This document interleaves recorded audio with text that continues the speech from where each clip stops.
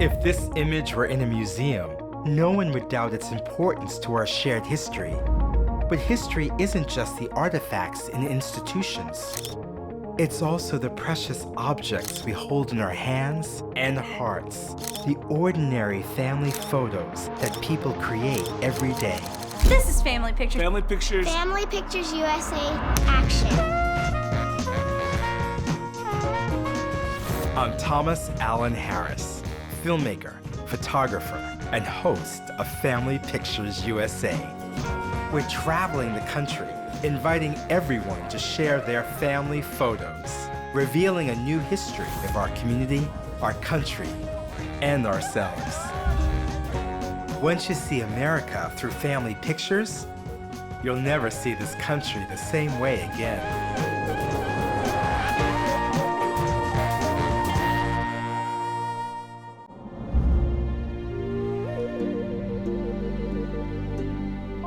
Welcome to Detroit, America's comeback city, and it's not the first time.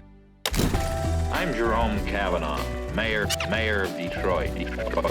There is a renaissance, a rebirth, a newness renaissance in Detroit.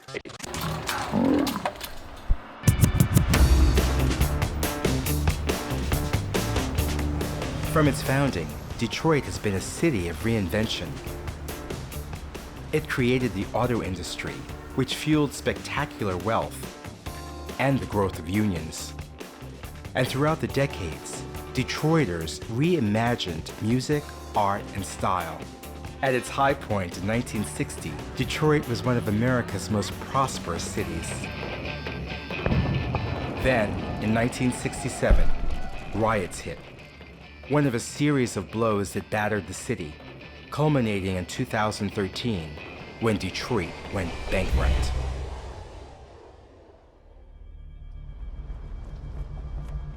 Can the secret of Detroit's resilience be found in the city's family photographs?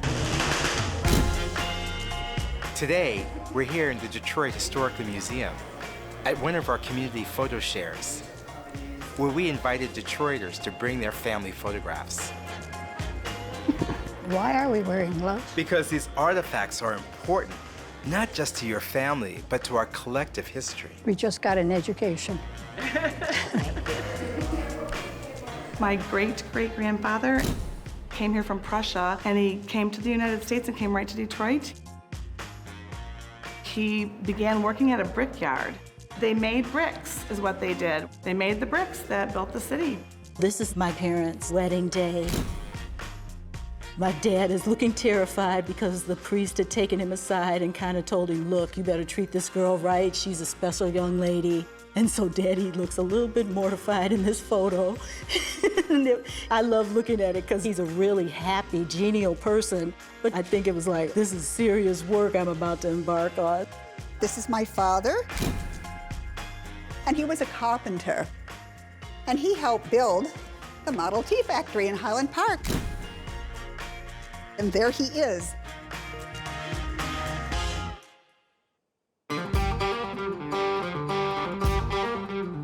Detroit has always called people to the city to reinvent themselves. Jamon Jordan is a native Detroiter who transformed himself from a teacher in the classroom to an historian on the city's streets. Well, I'm trying to relay the history to the next generation so that the children and the children of the children, they learn what they've forgotten. So that's falling up, I think, for everybody. You know, you have this beautiful album. I want you to tell me about your relationship with American history. So, Wow. that's me in Detroit. I've just graduated from high school. By that time, I am thoroughly involved in hip-hop, and then I'm also beginning to immerse myself in African-American history and African-American culture. You see me with the kufi on and African medallions on, and I'm on my way to college. After my college career, I was a teacher, and these tours kind of began as field trips for my students.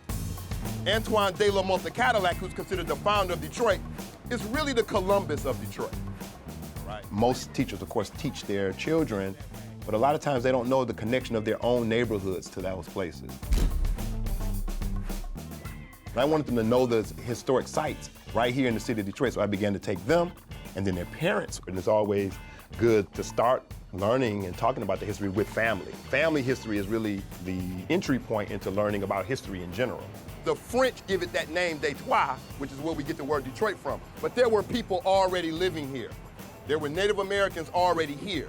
Jamon takes us deeper into history to show us the connection to our community. In the same way, family photos can offer a deeper understanding of our origins. There are no photographs in 1701 when the French arrive, in what will become Detroit's East Side. And indigenous people are already here. 3 of the largest societies include the Odawa, the Potawatomi, and the Ojibwe. Chantel Henry is Ojibwe, an activist working to preserve the legacies of her family and her people. Bonjour. Gnu Kwayan Deshnakas, Mayingin Dodum, Deshkan Zibian Dunjaba, Anishinaabe Kwayandao. Chantal's family photos dig deep into her roots.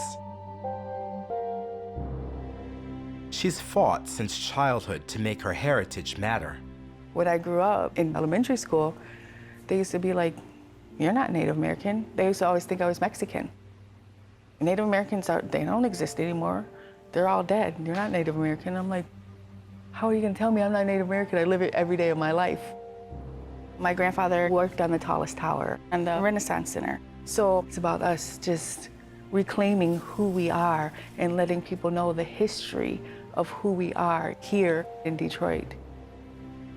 That my family was here and they helped build the city into what it is. And that's very important for me to do. Chantal's family photos are vital evidence of an ongoing struggle for recognition and respect. We're the only race of people that has to have a card to tell you who we are. Yeah, this is my status card, my Indian card. When I cross the border, I have to show this to let them know that I'm Native American. These controversial status cards are issued by the Canadian government and U.S. Native tribes. They grant access to tax and health benefits and more. For both countries, getting a card depends on family ancestry. So this is the block that you knew really well when you were a kid and teenager? Yes. In the 50s, Chantal's grandparents lived here on Lawndale Street, back when the neighborhood was heavily Polish. We knew which blocks to stay at. And this is like just before my grandparents passed away, they told me another story, and I had no clue being in this neighborhood this whole time. And is this photograph of them? Yes. Hello. So you used to live in this house? Yes, I grew up here. My grandparents moved in 1954. Oh, and they lived here until 1977. Oh, yeah, we've been here 5 years. 5 years? Yeah. They said that they had to petition the Black Club to buy the house because it was an all Polish neighborhood, and they said they were like too brown to live here. And I was like, oh my gosh, you never told me this my whole life.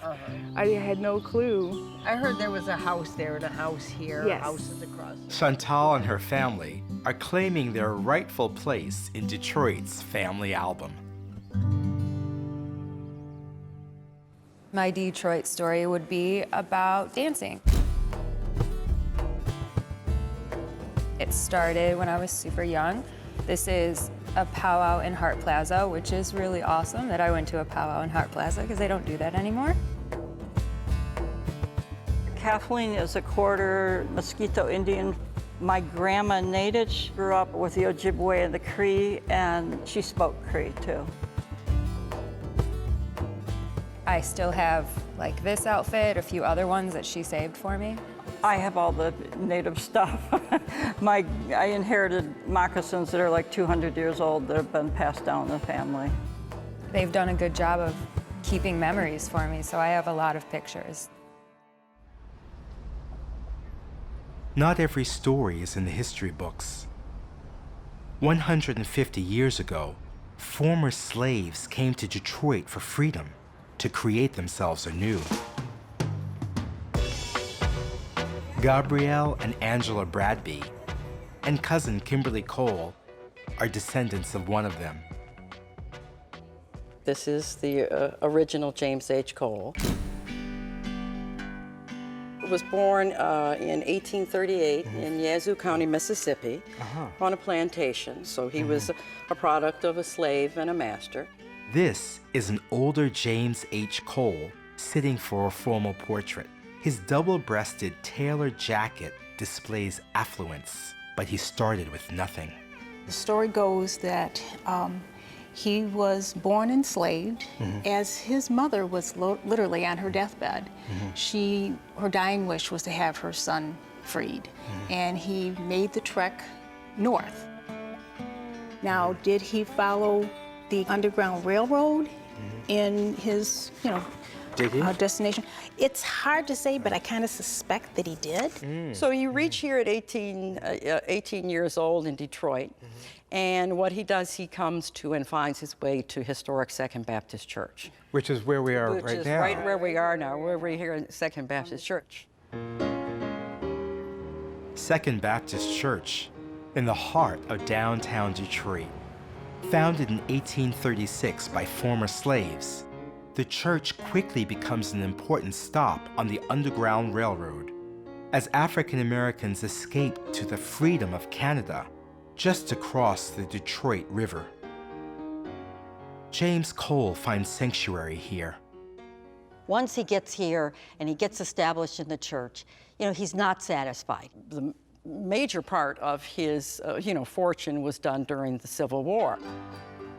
He became a supplier of grain and livery for the Union armies. That is the livery state. That is the livery state. This is, and is this him? No, that's the son. That's the son. The advantage of that, led him, into buying property, into becoming an entrepreneur. The coal company, the moving company, and those other entrepreneurial things. When he made the money, he didn't go out and spend it on clothes or fancy things. He put it back into the till and he put it back into the community. They gave money and philanthropy to the different type of social organizations that help the community. My great-great-grandfather gave $20,000, to the Underground Railroad. These photographs of James Cole's descendants embody the Detroit spirit. Reinvention, working hard to become prosperous while improving the community. By the mid-1800s, immigrants flood into the city. They settle in their ethnic enclaves, and these areas become neighborhoods. Mexican Town, Corktown, Black Bottom, Poletown. They stick to their own areas, weaving opposition and racism into the very fabric of Detroit's neighborhoods. Still, at our community photo shares, it's clear that Detroit became a place where entrepreneurs could thrive. That's so cool, Uncle Jay. The city welcomed immigrants and self-starters and allowed them to flourish. It's good to meet you. That's my dad's bar mitzvah picture. He was the son of Jewish immigrants that came here from Russia after World War I. My grandparents came from Poland. Came from Italy. From India. Northern Mexico. From Iran.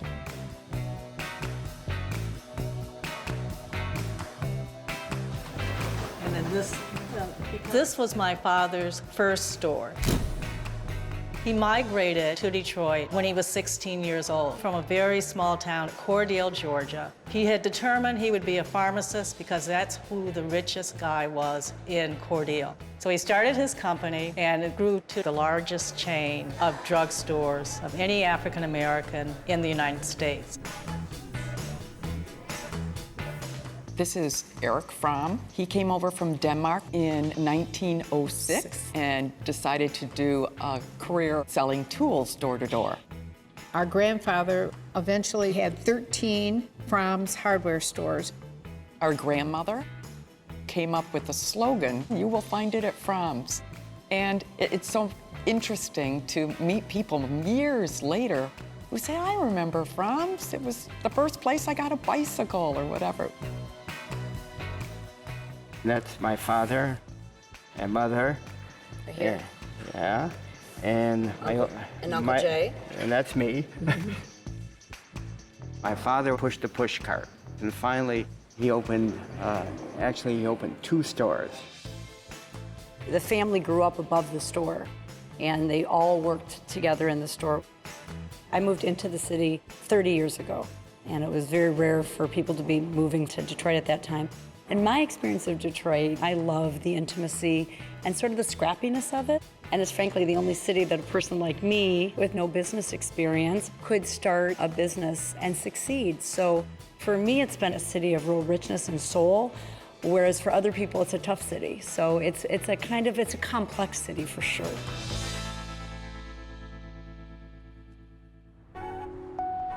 Detroit's complexity is embodied in some of its longtime entrepreneurs, like icon of Detroit style, Henry the Hatter. We join owner Paul Wasserman at their downtown store. We've been in business for 124 years. We're the oldest hat store in the United States. So tell me about the couple of these photographs. I'm fond of this one. This was at the grand opening of the store we're standing in now. This is my father and mother, and this was my father's Uncle Jack and Aunt Phoebe, who initially got my dad in the hat business. So your dad was part of the business? Oh, my dad was a major part of the business. If my dad wasn't such a good teacher, I'm not sure we'd still be here. Wow. I owe my success to him. Once a rare success, surrounded by shuttered stores, new investment in Detroit's downtown is raising rents and bringing mixed blessings to Henry the Hatter. Any challenges from the perspective of a small Well, we haven't business owner? moved since 1952, and at the end of the summer, we're going to be forced to move again. We're a victim of progress. Our landlord has chosen not to extend our lease.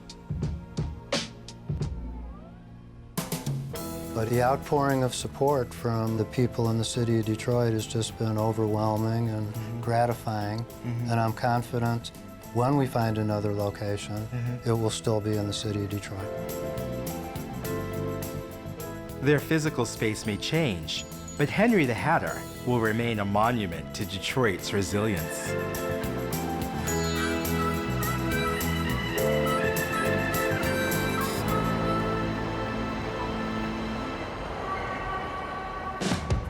This is my grandmother, who lived on Hastings and Willis. Her name was Julia Guzowska. She was known as the bank because when people couldn't get a loan from the bank, they would come to her and she would give them for 1% interest. She was a loan shark. And then one day, Henry Ford came to her and asked her for money to put into the car business. She said, that will never progress into anything big. It'll never happen. I guess my life story would be much different now had we given the money to Henry Ford. Ford transforms the city, opening factories and offering $5 a day, twice the typical wage. This brings a surge of African Americans from the South in what will become known as the Great Migration.